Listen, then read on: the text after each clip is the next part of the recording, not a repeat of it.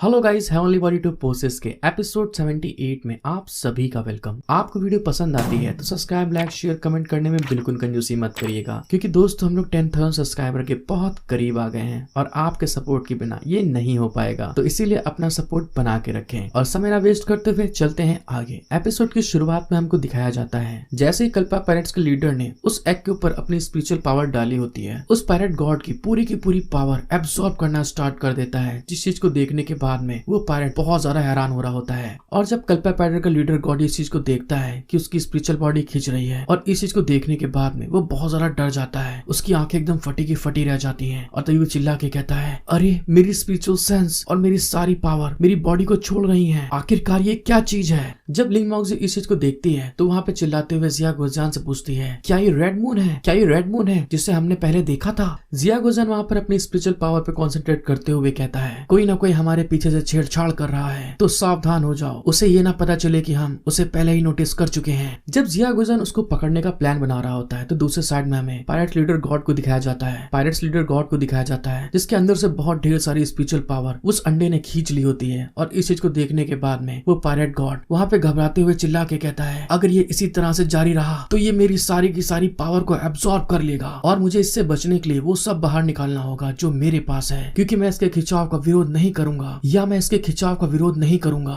और ये कहने के साथ में दोस्तों जो कल्पा पायरेट लीडर का गॉड होता है वो वहाँ पर अपने पीछे एक स्पिरिचुअल फॉर्म में बहुत बड़ा डीमन को अपेयर कर लेता है, जो कि वहाँ पे आने के बाद में बहुत जोर से रोर लगाने लगता है। और साथ ही दोस्तों वो अपने हाथ में भी एक मैजिकल एक्स को बाहर निकाल लेता है उस एक्स को खत्म करने के लिए। और पायरेट गॉड वहाँ पर उस एक्स को निकालने के बाद में अपनी स्पिरिचुअल पावर को उसके अंदर डाल के सीधे अपने वेपन से उस अंडे के ऊपर अटैक करने के लिए आगे बढ़ रहा होता है। लेकिन जैसे ही वहाँ पे पायरेट्स गॉड ने उस अंडे के ऊपर अटैक करा होता है, तभी अचानक से उस अंडे के अंदर से एक स्पिरिचुअल हैंड बाहर आकर उस एक्स को पकड़ लेता है। और पकड़ने के बाद में कोई कहता है, मैं लंबे समय से आपका ऐसा करने का इंतजार कर रही हूँ। और इसी के साथ दोस्तों वो जो स्पिरिचुअल हैंड होता है वो उस पायरेट्स गॉड के ऊपर सीधे अटैक कर देता है, उसको पीछे ढकेल देता है। और वो पायरेट गॉड वहाँ पे गिरते हुए कहता है, क्या आखिर तुम कौन हो? और तभी दोस्तों हमको पता चलता है ये कोई और नहीं जेल्टर्स क्वीन होती है, जिसको हमने लास्ट एपिसोड में होलोग्राफी इमेज में देखा था। जब पायरेट्स का लीडर गॉड ये चीज देखता है कि ये तो जेल्टर्स क्वीन है, तो वहाँ पे गुस्साते हुए कहता है, जेल्टर्स क्वीन तुमने बस कमजोर होने का नाटक किया ताकि तुम मेरी पावर को छीन लो। फिर हमें जेल्टर्स क्वीन को दिखाया जाता है जो कि अपने हाथ में एनर्जी को गैदर कर रही होती है और सीधे उस पायरेट्स गॉड के ऊपर अपनी एनर्जी बीम से अटैक करते हुए कहती है, हाँ तुम बिल्कुल सही हो। जेल्टर्स क्वीन उस पायरेट लीडर गॉड को मारने के बाद में उसके सारे साथियों के सामने आकर अपनी स्पिरिचुअल एनर्जी को रिलीज करते हुए उनसे कहती है, लुटेरा गॉड अब मारा गया है, तो क्या तुम हमारी रेगुलर आर्मी का हिस्सा बनने के रूप में जेल्टर्स में शामिल होने को तैयार हो? जेल्टर्स क्वीन की बात सुनने के बाद में जितने भी वहाँ पर दूसरे पायरेट्स होते हैं वो सारे के सारे, जैसे कि पायरेट्स के बारे में आप जानते हैं दोस्तों, जहाँ फायदा वहाँ निकल लो तुरंत, तो यहाँ पर वो अपनी जान बचाने के लिए तुरंत जेल्टर्स क्वीन की बात को मानते हुए कहते हैं, ये तो बढ़िया आइडिया है। दूसरा कहता है, ऐसा कोई कारण नहीं है कि हमें नया बॉस ना मिल सके और आप क्वीन हमारे लुटेरे गॉड से बहुत ऊपर हैं। और फिर हमें दिखाया जाता है क्वीन की सेना में शामिल होने के बाद में वो जितने भी पायरेट्स होते हैं और उनकी जो शिप्स होती हैं सारी वहाँ पे जाने लगती हैं और सारे जाते हुए चिल्ला के कहते हैं, हम सभी पायरेट्स आपसे वफादार रहेंगे हमारी क्वीन। उन सभी की ये शपथ सुनने के बाद में जो जेल्टर्स क्वीन होती है वो भी वहाँ पर उनके लिए एक पोर्टल को ओपन करना स्टार्ट कर देती है और सभी को अंदर वहाँ पे भेजते हुए कहती है, अच्छा तो ठीक है, अपनी जगह पे जाके खड़े हो जाओ और वॉर में जाके अपने साथियों को फॉलो करो। जितने भी वहाँ पे पायरेट्स थे सारे के सारे वहाँ पे जा रहे होते हैं, जिसको देखते हुए वहाँ पे सभी लोग खुश होके कहते हैं, अरे वाह सारे पायरेट्स चले गए हैं, तो हम ऑक्शन को फिर से स्टार्ट कर सकते हैं। और इसी के साथ दोस्तों वहाँ पे ऑक्शन फिर से स्टार्ट होने की तैयारी होने लगती है। लेकिन तभी अचानक से जब एक आइटम वहाँ पे आ रहा होता है तो वहाँ पे एक वर्कर उस चीज को देखने के बाद में हैरान होके कहता है, अरे नहीं, हार्टवुड और सन गोल्ड यहाँ पर नहीं है। अपने साथी की बात सुनने के बाद में दूसरा कहता है, मतलब कि पायरेट्स ने उन्हें चुरा लिया है। उन लोगों की बात सुनने के बाद में जो भी लिटिल ड्रैगन होती है वहाँ पे हैरान हो जाती है, क्योंकि उसे मालूम होता है जिया गोजान उसको नहीं छोड़ेगा। और तभी वहाँ पे एक वर्कर कहता है, आखिरकार उन्होंने उन्हीं दोनों चीजों को क्यों चुरा लिया? उन लोग की बात सुनने के बाद में जो लिटिल ड्रैगन होती है वहाँ पे मन में सोचती है, वे लोग उसी हार्टवुड और सैंड गोल्ड के बारे में बात कर रहे हैं जो मेरे मास्टर को चाहिए था।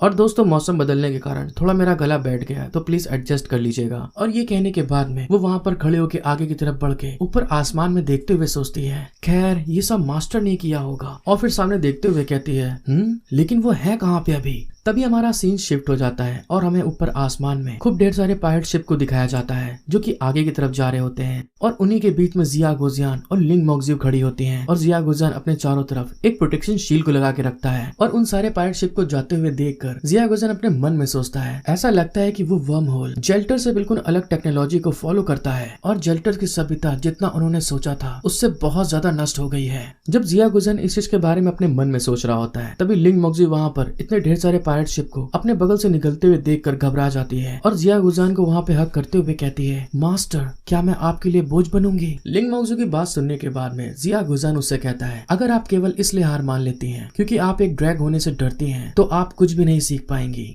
जिया गोजियान की बात सुनने के बाद में लिंग मोक्जिव वहाँ पे बहुत ज्यादा हैरान हो जाती है और साथ ही ब्लश करते हुए कहती है, लेकिन जो क्वीन है वो बहुत ज्यादा मजबूत लगती है, अगर आपको मेरी केयर करने की जरूरत पड़ी तो इस चीज में आपको बहुत नुकसान रहेगा। लिंग मोक्जिव की बात सुनने के बाद में जिया गोजियान उसकी तरह स्माइल करके देखते हुए कहता है, तो क्या हुआ, वो मेरी पसंद होगी। और ये कहने के बाद में वो जेल्टर्स क्वीन के बारे में कहता है और जहाँ तक जेल्टर्स क्वीन की बात है उसका असली रूप कुछ जाना पहचाना लग रहा है मुझे, क्योंकि दोस्तों जिया गोजियान को उस जेल्टर्स क्वीन के अंदर से फॉक्स क्वीन की झलक लग रही होती है। फिर हमारा सीन शिफ्ट हो जाता है और दोस्तों हमको उसी डार्क वर्म होल को दिखाया जाता है जिससे कि लास्ट एपिसोड में जिया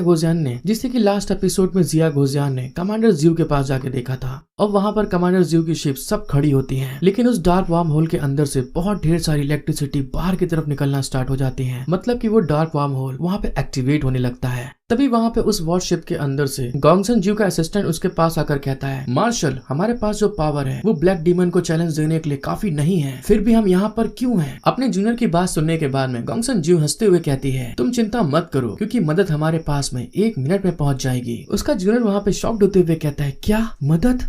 अपने जूनियर को इस तरह शॉक्ड होते हुए देखकर जो गोंगसन जी होती है अपने चश्मे को ऊपर चढ़ाकर बड़े एटीट्यूड में कहती है, क्या आपने अपने एनिमीज के तीर उधार लेने की कहानी सुनी है? और इसी के साथ दोस्तों हमें दूसरा साइड दिखाया जाता है जहाँ पर जेल्टर्स क्वीन ने अभी जितने भी पायरेट्स को अपनी सेना में सैनिक बनाए होते हैं वो सारे के सारे गोंगसन जियो की तरफ बड़े स्पीड में आगे की तरफ जा रहे होते हैं। और दोस्तों तभी हमें दिखाया जाता है उन वॉरशिप में से एक में अपनी जेल्टर्स क्वीन भी होती है जो कि वहाँ पर खड़े होकर सबको ऑर्डर देके कहती है, सभी लोग हमला करो और उस ब्लू वॉर्म को यहीं पे मार दो। और दोस्तों वहाँ पे ब्लू वॉर्म ब्लू अज़ोरा प्लेनेट वालों को कहा जाता है। और अपनी जेल्टर्स क्वीन की बात सुनने के बाद में जितने भी पायरेट्स वहाँ पे आए होते हैं सारे के सारे उनके सामने जितने भी वॉरशिप खड़े होते हैं उनके ऊपर फायर कर देते हैं। लेकिन तभी अचानक से जैसे वो फायर करते हैं तो उनका फायर जैसे ही वहाँ पे वॉरशिप के ऊपर पड़ता है तो वॉरशिप के आर पार निकल जाता है। इस तरह से जब अपने कैनन शॉट को वॉरशिप के आर पार होते हुए पायलट देखता है तो वहाँ पे बहुत ज्यादा हैरान हो जाता है और तभी चिल्ला के कहता है, अरे एनिमी गायब हो गए, क्या ये सब बस एक ऑप्टिकल इमेज थी? अरे रुको, उन वॉरशिप के पीछे देखो। और जैसे ही दोस्तों वहाँ पर वो पायलट से चीज बोलता है तभी हमें दिखाया जाता है डार्क डीमन का नेस्ट जिसके अंदर से बहुत ढेर सारी एनर्जी रिलीज हो रही होती है और वो सारे कैनन के शॉट्स उसी के ऊपर जाके पड़ जाते हैं। फिर हमारा सीन शिफ्ट हो जाता है और हमें दूसरे साइड दिखाया जाता है जहाँ पर अपने पृथ्वी के लोग होते हैं और वहाँ पर उनके वॉरशिप के अंदर बार बार वार्निंग अलर्ट आ रहा होता है। तभी एक ऑफिसर वहाँ पे चिल्ला के कहता है, धत तेरे की, डार्क डीमन नेस्ट की पावर हमारी सोच से भी बहुत ज्यादा मजबूत है और हमारा बेड़ा ढहने वाला है। दूसरा ऑफिसर वहाँ पे वार्निंग का साइन दे के घबरा के कहता है, क्या हमें बेड़े से कूद कर भागना होगा?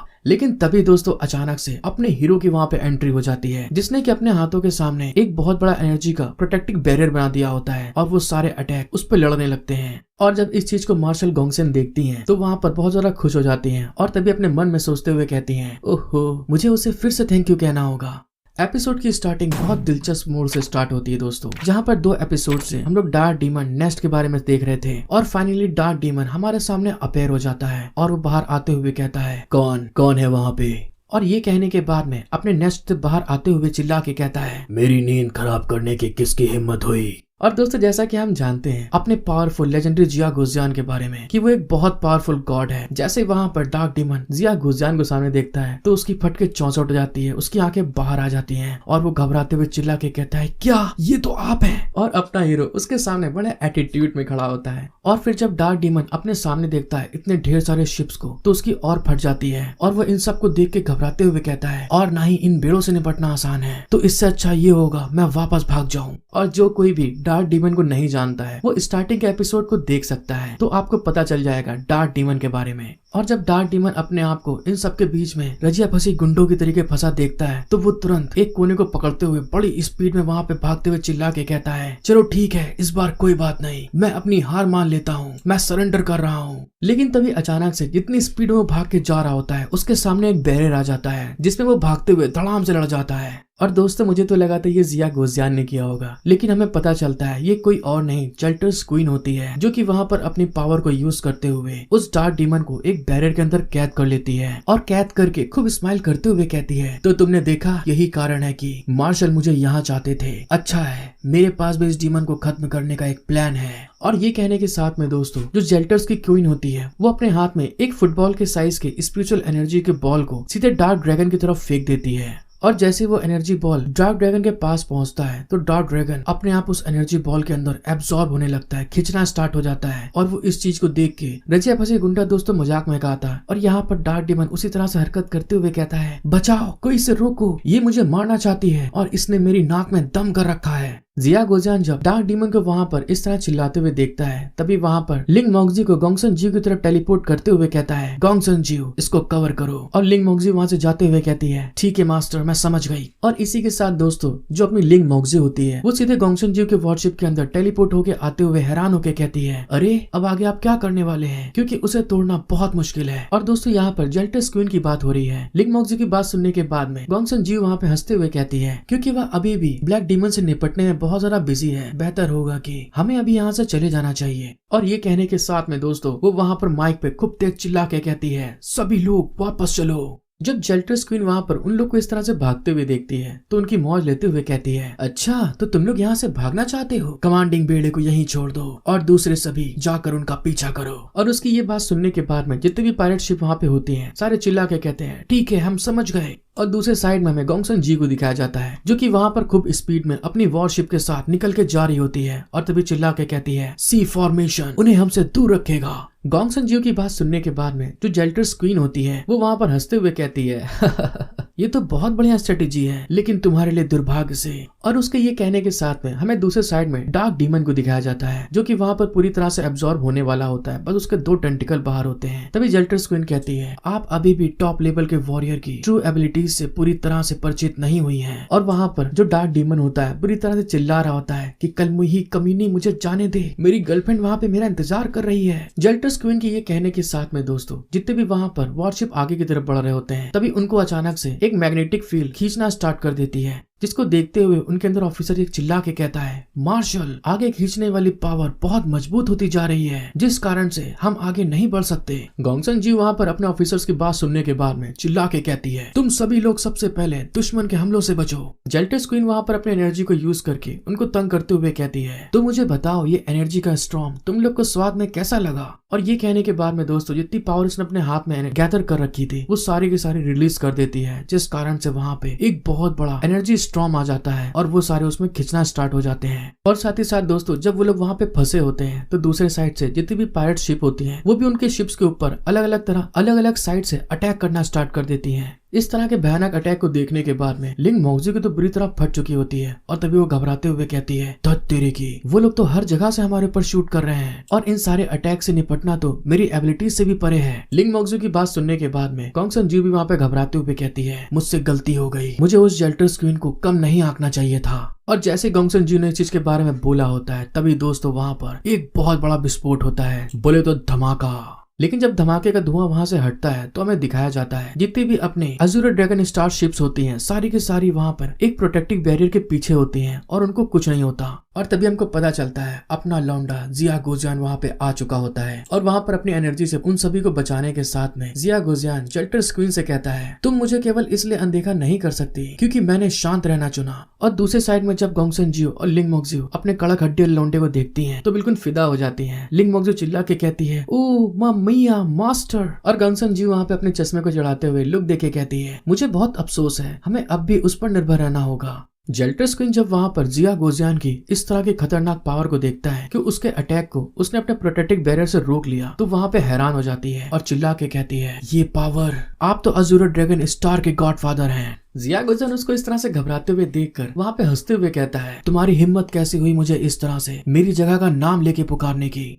जिया गुजियान को अपने सामने देखने के बाद में जो जेल्टर्स क्वीन होती है वो अपने सामने से मास्क को हटाते हुए ब्लश करते हुए कहती है, वेल कोई आपसे कभी भी कुछ नहीं छिपा सकता। और इस बात को कहने के साथ में दोस्तों वो अपनी एनर्जी को रिलीज करने के साथ ही जिया गुजियान की तरफ चलते हुए आगे की तरफ आ रही होती है। दूसरे साइड में जब लिंग मोक्जियो और गोंगसन जियो वहाँ पर जेल्टर्स क्वीन का फेस देखती है तो वो बहुत ज्यादा हैरान हो जाते हैं, उनका मुंह खुला का खुला रह जाता है। गोंगसन जियो वहाँ पे चिल्ला के कहती है, ये चेहरा ये तो वही है। लिंग मोक्जियो चिल्ला के कहती है, हाँ ये तो यिन ज़्यारू है। फिर हमारा सीन शिफ्ट होकर अपने जिया गुजियान पे आ जाता है और उसको इस तरह से चल के आते हुए देखकर जिया गुजियान हंस के कहता है, वो यिन ज़्यारू नहीं है, वो गोंगयू है, फॉक्स क्वीन की तीसरी सोल में से ये भी एक है। हेलो गाइज, अगर आपको वीडियो पसंद आ रही है तो सब्सक्राइब, लाइक, शेयर, कमेंट करना बिल्कुल मत भूलिएगा, क्योंकि आपके सपोर्ट के साथ ही दोस्तों हम अपने 10K सब्सक्राइबर कंप्लीट करने वाले हैं, तो प्लीज सपोर्ट बना के रखें। जिया गुजियान की बात सुनने के बाद में फिर से गोंगसन जियो और लिंग मोक्जियो दोनों वहाँ पे हैरान हो जाती हैं और गोंगसन जियो घबराते हुए कहती है, क्या